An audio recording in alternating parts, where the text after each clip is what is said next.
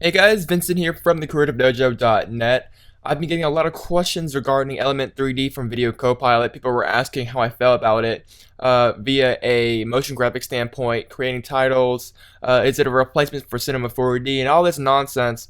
And I just want to address some of it in this tutorial here.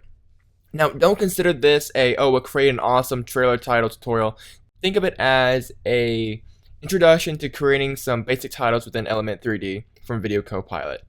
So here I have a very basic animation trailer here, I guess, and it's just simply total retake. And if I do a quick RAM preview, just a really basic quick transition. We have our rotated 3D text, some nice reflections and gloss, some nice materials, and then of course it just transitions away. And you may recognize the influence on this trailer animation from a recent movie called Total Recall. So let me just go ahead and show you the original inspiration from the Total Recall trailer here.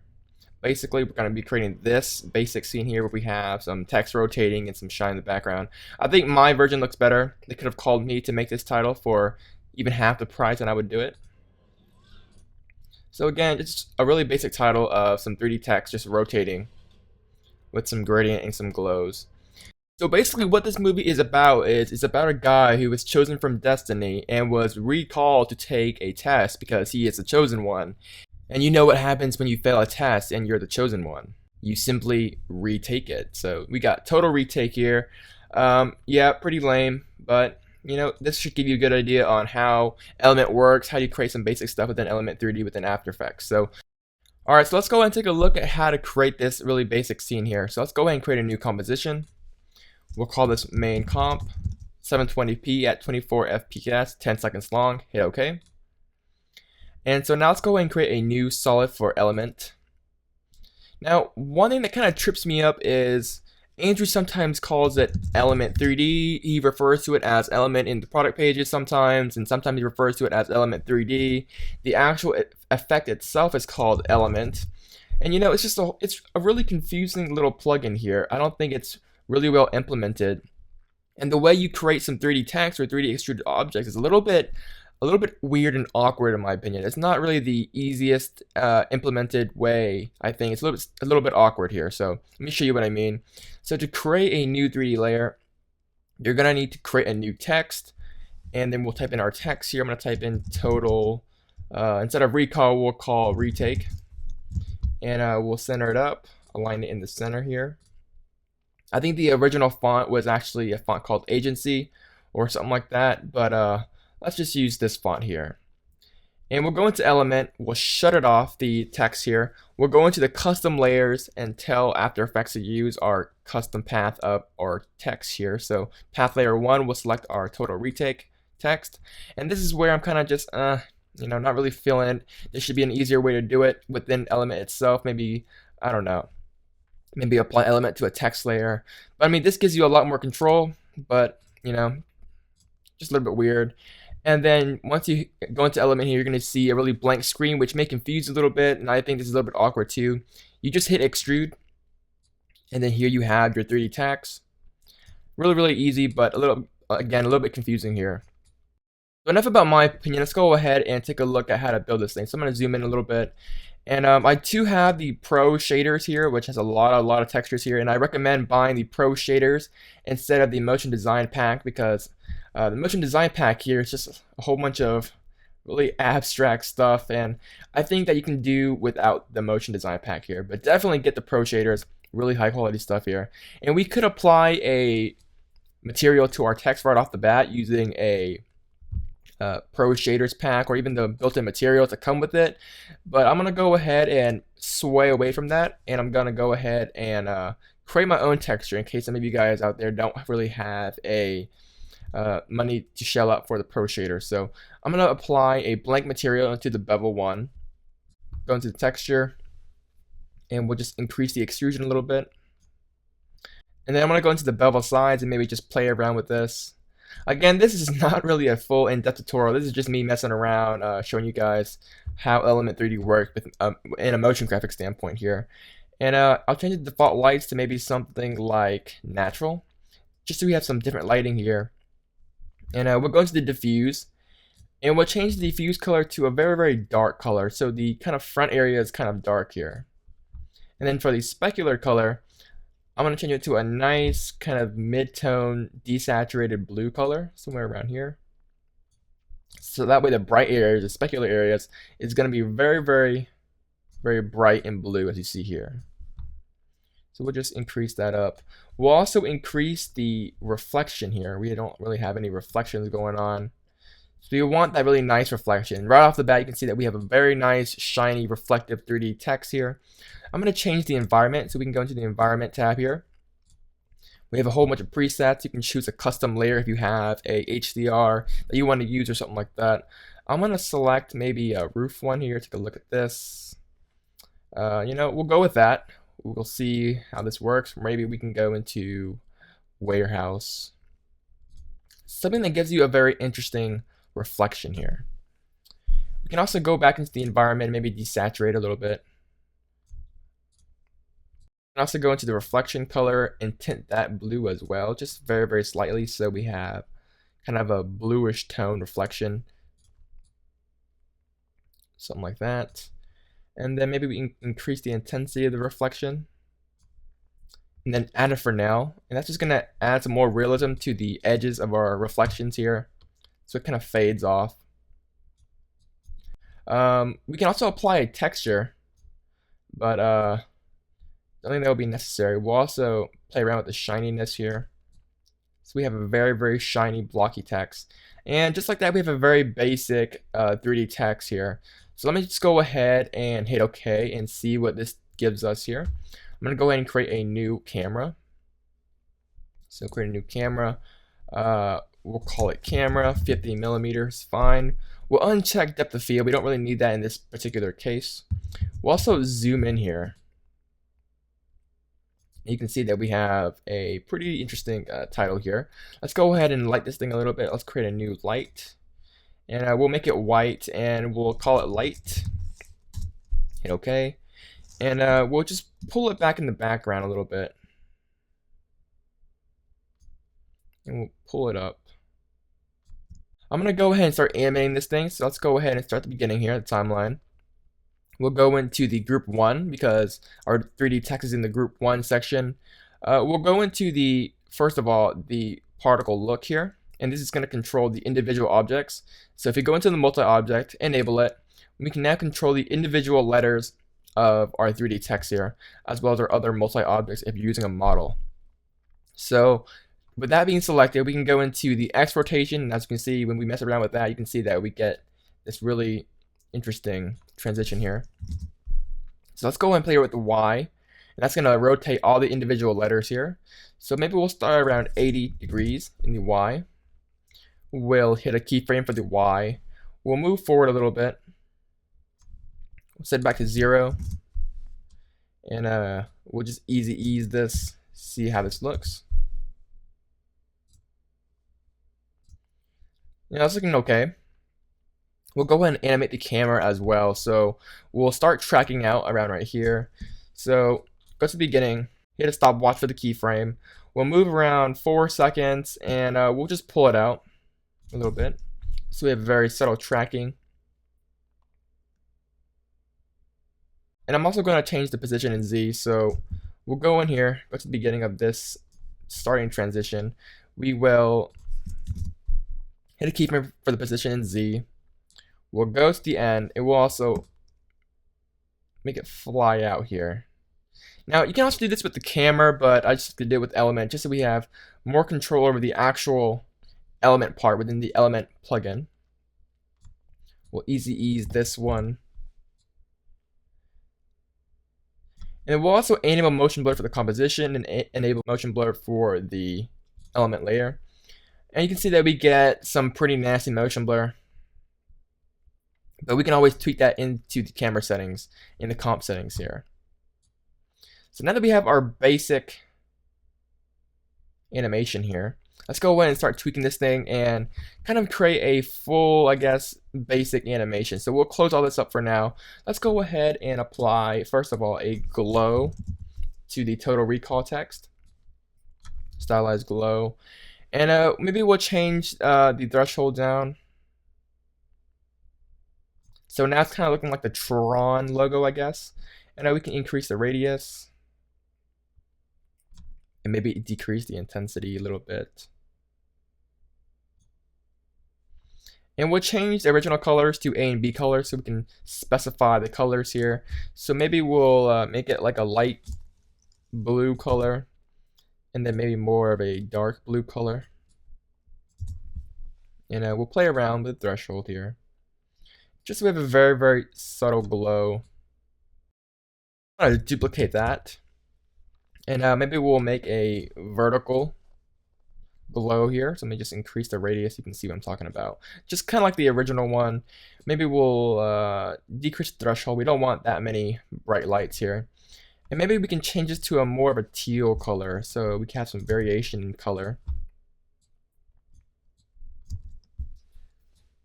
So now we just have a very bright, specular glow. This may even be too much, but you definitely want to animate this a little bit. So very, very shiny stuff here. So let me just go ahead and close these glows for now. And let's go ahead and apply a shine to this thing. Drop shine in. Change it to add. We'll go into the colorize. We'll color it to kind of a bright blue color, maybe even close to white. And we'll make the midtones a little bit brighter. And then decrease the ray length a little bit. Kind of subtle like that. Let's go ahead and add a lens flare in the background just because we can. Let's go ahead and create a new solid. We'll call this lens flare. Now, I'm pretty sure most of you guys are expecting me to drop in optical flares. I am going to use No Light Factory Easy just because I feel like using it this time. And we'll go into the flare type.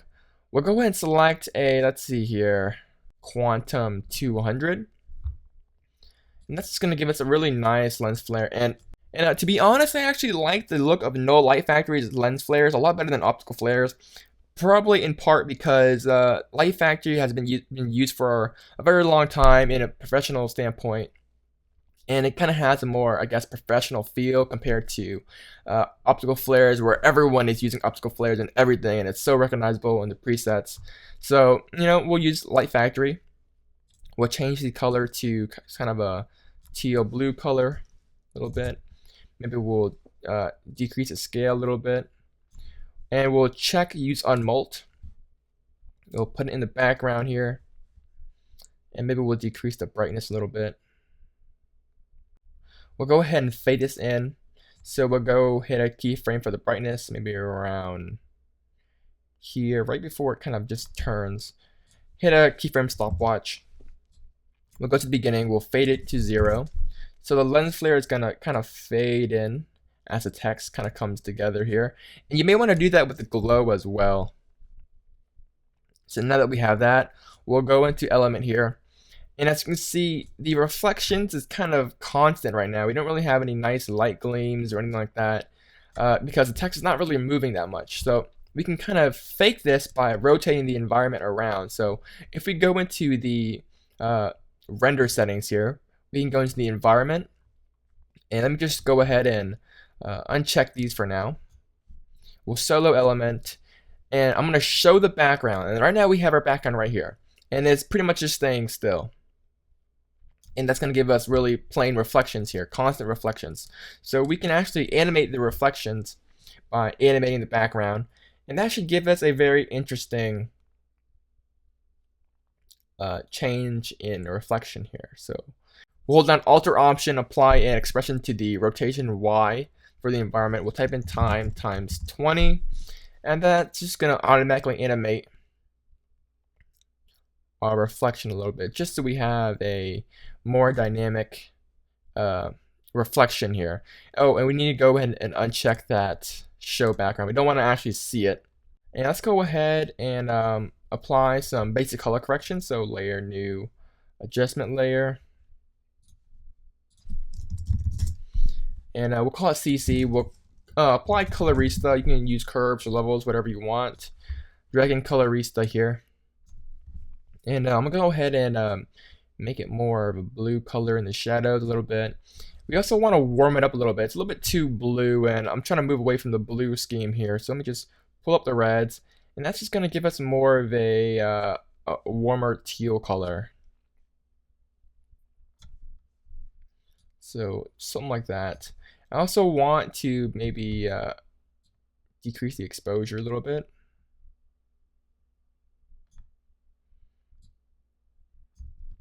We'll go into the secondary, we'll add a vignette. So we will decrease the exposure. We'll go and check ellipse mask here, invert it, change the coordinates, and we'll just play around with the width here. Just a very, very subtle vignette. Now, one little cool thing that you can do is apply some data glitch to it.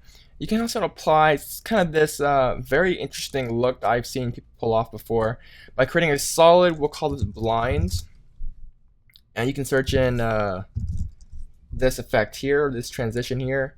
And pretty much it kind of gives you like an interlaced effect here. So maybe we can change the transition completion to 50 or so. And you can see that it creates all these little lines. We'll change the direction to 90 degrees. We'll also play around with the width. And by doing that, you kind of get this interlaced digital screen look here. So let me just play around with the transition completion. And you can kind of see that we kind of have these little interlaced lines, and that kind of just gives us a more digital look. After all, this is kind of Total Recall. But just something to think about, something to play around with, to experiment. Of course, it needs some work, but with a little work, you can create something pretty interesting here. So let me just apply a curves effect to the elements layer here. I think it needs some more contrast. We'll go in here, pull it down, and we'll maybe pull the highlights up a little bit. And again, when you're doing this for real, you definitely want to play around more with the lighting here. I'm just kind of showing you the basics just here of working with element. You may want to desaturate it as well. So we'll apply tint effect, drag that in, desaturate it just a little bit. And then maybe we'll bring that main comp into a new comp. We'll call this one final comp. And then you can do a secondary color correction here. I usually do all the fading in here, so I'm hit T on the keyboard. We'll fade this in. We'll also apply some basic letterboxing, maybe a grain to get rid of the bandings. You want to make sure you're working in 16-bit as well. That's something I forgot to talk about, especially when you're working with glows and all these lens flares. You want to work in a 16 bits per channel workflow just to get less banding, brighter pixels, and more vibrant colors here. So I'm going to create a letterboxing and a grain layer by using my InstaFilm script that you can find on my website here. So instant letterboxing, instant grain layer here.